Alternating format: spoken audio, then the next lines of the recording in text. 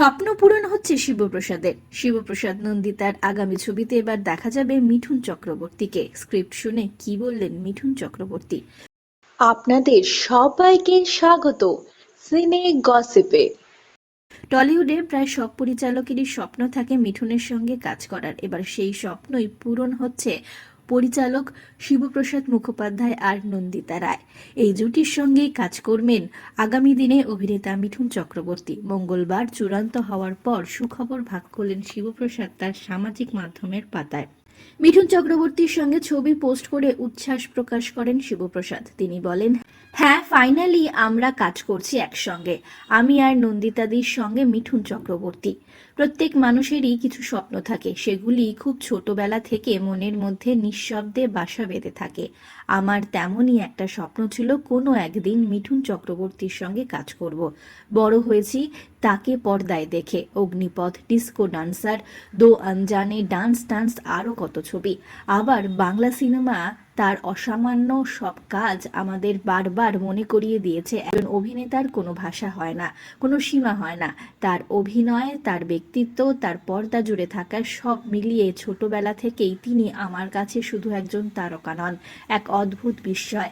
আমার কাছে উনি রামকৃষ্ণ, উনি মৃগয়া, উনি ডিস্কো ডান্সার।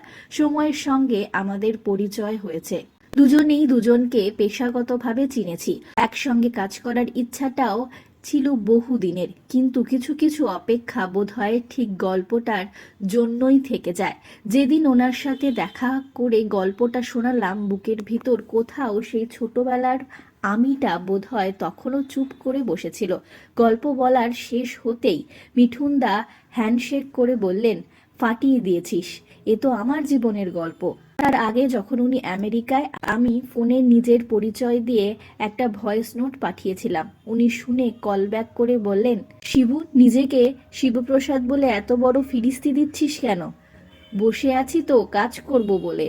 কয়েকটা শব্দ কখনো কখনো অনেক বছরের স্বপ্নকে ছুঁয়ে যায়।